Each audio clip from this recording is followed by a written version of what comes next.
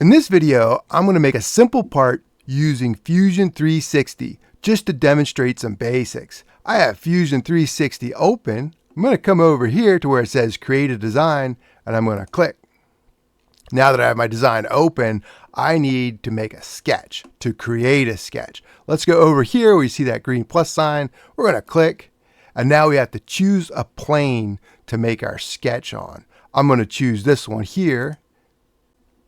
This point right here is the center of my sketch. I'm going to make the sketch down here, so I want to move the center up and to the left. I'm going to hold my mouse wheel down. I'm going to drag up and to the left.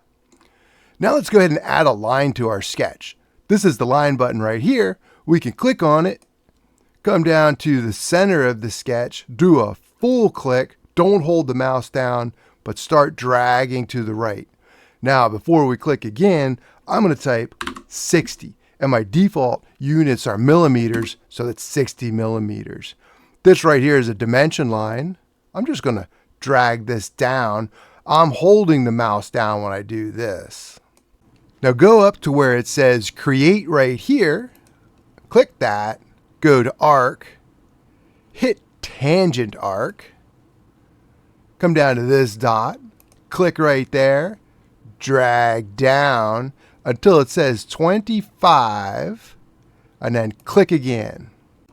Now go back to the line tool, click, come down to where your arc stopped, click again, drag to the left, and it should say 60 millimeters when you hit that green line, click, and now you'll notice you have this little thing hanging on there. That's okay, hit escape. And it sometimes takes a second. There we go.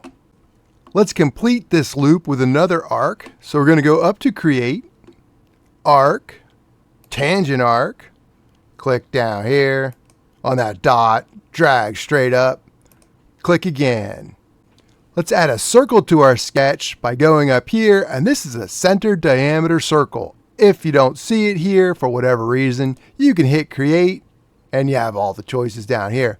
We want center diameter circle. Click that. Go to this point, click, full click, start pulling out, and then type in 20 for 20 millimeters, and that's going to be the diameter. Now I'm going to create a slot right here. I'm going to go to create, and then we'll hit slot, center to center. I'm going to click right here on this dot, full click. I'm not holding anything down. I'm just dragging my mouse to the left. Now I'm going to type 12 for 12 millimeters. And I'm not going to worry about that degree thing. I'm just going to push up on my mouse. I'm going to type 12 again, hit enter, and now I got my slot.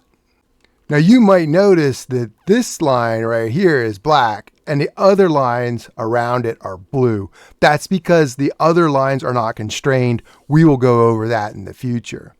For now, let's just finish our sketch. Nice. And I want to extrude this part because I want to do a 3D print of it. I'm going to go up here where it says solid. I'm going to hit this extrude button. I'm going to click in the middle of, this is called a profile, in the middle of my profile. You'll see I have a distance value here that I could do, and I also have it here. I can do it either place, right? So let's go ahead and do a distance of, let's say 10 millimeters. Now let's go ahead and save off our simple part. So I'm going to go over to where it says save right here. It looks like a little floppy disk. I'm going to click on it. And sometimes the window hides the save button down here. Your window might look like this, or it might look like that. It doesn't really matter. If you were in my engineering class, go ahead and save it as your first name, space, last initial, space, and the period you're in, and I can grade it. You could even leave it in the default project. Let's hit save.